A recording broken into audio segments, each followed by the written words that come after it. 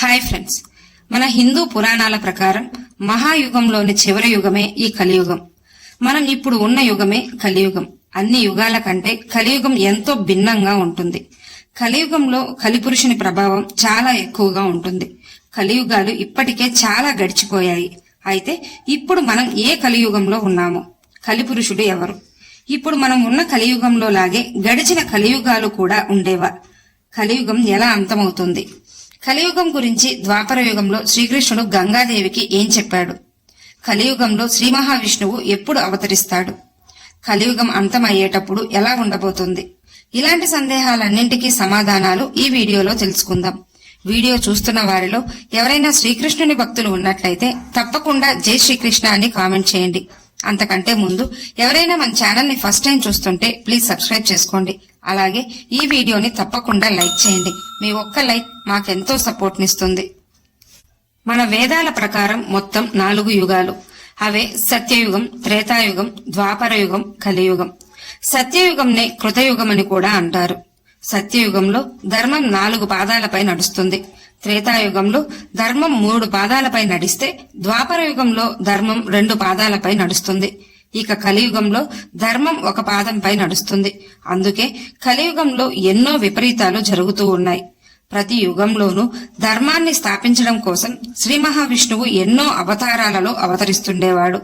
ధర్మ సంస్థాపన కోసం అనేక అవతారాలు ఎత్తిన శ్రీ మహావిష్ణువు మరి కలియుగంలో ఎప్పుడు జన్మిస్తాడో మొదట తెలుసుకుందాం.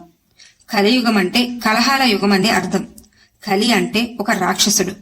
క్రోధుడు, హింస అనే అన్నా చెల్లెలకు జన్మించిన వాడు కలి. సామాజిక నైతిక విలువలను, కట్టుబాట్లను తెంచి ధర్మం మరిచిన నీచమైన జంటకు జన్మించిన వాడే కలిపురుషుడు.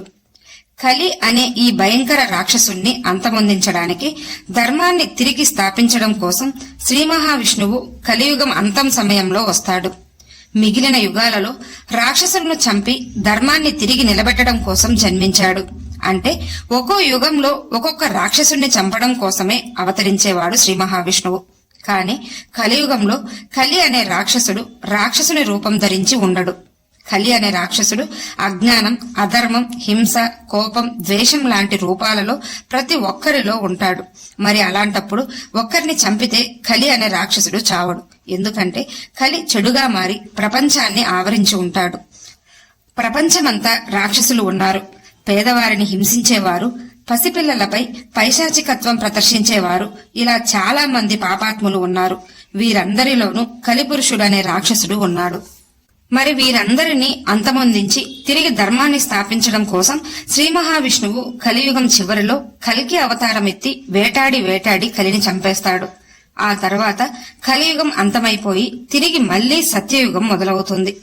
బ్రహ్మ వైవర్త పురాణం ప్రకారం ద్వాపర యుగంలో శ్రీకృష్ణుణ్ణి గంగాదేవి కలియుగం ఎలా ఉండబోతోందో వివరించమని ఒకసారి శ్రీకృష్ణుణ్ణి కోరుతుంది. అందుకు శ్రీకృష్ణుడు కలియుగం గురించిన కొన్ని విషయాలు గంగాదేవికి వివరించాడు. కలియుగంలో ధర్మం తప్పిన మనుషులు కోట్ల కొలది ఉన్నారు. భూమిపైన దైవ పూజలు క్రమక్రమంగా తగ్గిపోతూ వస్తాయి. ధర్మపరమైన విషయాలను ఒక్కొక్కటిగా వదిలేస్తూ వస్తారు. ఎప్పుడు అసత్యం మాట్లాడుతూ కపట ప్రేమ చూపడం లాంటివి మనుషుల్లో అలవాటుగా మారుతాయి. వ్రతాలు, తపస్సులు, పూజలు అన్ని అంతర్ధానమైపోతూ ఉంటాయి. తులసీ దళం లేకుండా పూజలు నిర్వహిస్తారు. దొంగతనాలు, హింసలు ప్రపంచమంతటా ఉంటాయి. పురుషులు స్త్రీలకు లోబడి జీవిస్తూ ఉంటారు. పతివ్రతలు కనుమరుగవుతారు. సోదర సంబంధాలు కనుమరుగవుతాయి. బంధువులు, మిత్రులు అందరూ స్వార్థపరులవుతారు. తల్లి, తండ్రి, సోదరులు మాత్రమే మిగులుతారు. మిగిలిన బంధువులందరూ దూరమవుతారు. ధనం ఉన్నవాడే బలవంతుడు. బలవంతుడే నాయకుడై ప్రజలను హింసిస్తుంటాడు. జంతువులను హింసించేవారు ఎక్కువ అవుతారు. ఆస్తుల కోసం, ధనం కోసం అయిన వారందరికీ దూరమై స్వార్థపరులుగా జీవిస్తుంటారు. మనుషుల పట్ల క్రూరత్వం ప్రదర్శిస్తూ నిర్దయగా జీవిస్తుంటారు. మనిషి ఎల్లప్పుడూ ధనం చుట్టూ తిరుగుతూ ఉంటాడు. ధనం కోసం ఎంతటి అధర్మానికైనా పాల్పడుతుంటాడు. భగవన్నామాన్ని, భగవంతుని ప్రసాదాలను కూడా అమ్మకానికి పెడతారని శ్రీకృష్ణుడు గంగాదేవికి కలియుగం గురించి వివరిస్తుంటాడు. పాపాత్ములు ఎక్కువైపోతుంటారు. దానం చేస్తున్నట్లు నటిస్తూ కీర్తి కోసం వెంపర్లాడుతుంటారు. దానం చేస్తే ఎవ్వరికీ చెప్పకూడదు, కానీ ఇప్పుడున్న సమాజంలో దానం చేసి అందరికీ తెలియాలని కోరుకుంటారు. మానసికంగా దిగజారిపోయి ఎంతో నీచంగా ప్రవర్తిస్తుంటారు. కలియుగం అంతమయ్యే సమయానికి నీరు అన్ని చోట్ల ఇంకిపోయి గంగానది కూడా అదృశ్యమైపోతుంది. ఇలా ఎన్నో అధర్మాలు, అహింసలు ఎక్కువై పాపాత్ముల సంఖ్య అంతకంతకు పెరిగిపోతూ ఉంటుంది. సామాజిక విలువలను, కట్టుబాట్లను నాశనం చేస్తారు. నైతిక విలువలు, విజ్ఞానం, విచక్షణ నేర్పే చదువులు కనుమరుగైపోతాయి. ఈ విధంగా ప్రపంచమంతా అధర్మంతో నిండిపోయినప్పుడు ఒక బ్రాహ్మణ కుటుంబంలో శ్రీ మహావిష్ణువు కల్కి అవతారంలో జన్మిస్తాడు. ఎంతో శక్తివంతుడైన కల్కి భగవానుడు ఒక తెల్లని గుర్రంపై ఎక్కి 3 రాత్రుల కాలంలో ప్రపంచంలోని అధర్మాన్నంతా నాశనం చేసి అంతర్ధానమవుతాడని మన పురాణాలలో చెప్పబడింది. బ్రహ్మ వైవర్త పురాణం ప్రకారం కల్కి భగవానుడు అంతర్ధానమయ్యాక 10 రోజుల పాటు పెద్ద వర్షం కురిసి భూమిపై అన్ని జీవరాశులు నశించిపోయి ఇల్లు, వృక్షాలు అన్నీ కూడా భూగర్భంలో కలిసిపోతాయి. భూమిపై ఒక్క మనిషి కూడా జీవించి ఉండడు. దాంతో కలియుగం అంతమైపోతుంది. ఆ తర్వాత తిరిగి మళ్లీ సత్యయుగం మొదలవుతుంది. అటు తర్వాత త్రేతాయుగం, ద్వాపర యుగం, చివరగా కలియుగం వస్తుంటాయి. ఇలా మన యుగాలు ఒక చక్రంలా సంభవిస్తూనే ఉంటాయి.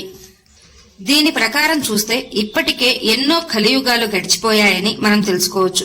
అయితే కలియుగాలు ఎన్ని గడిచిపోయాయి, ఇప్పుడు మనం ఏ కలియుగంలో ఉన్నాం అనే విషయాన్ని చూద్దాం. సత్యయుగ కాలం 17,28,000 సంవత్సరాలు గడిచాయి. త్రేతాయుగ కాలం 12,96,000 సంవత్సరాలు.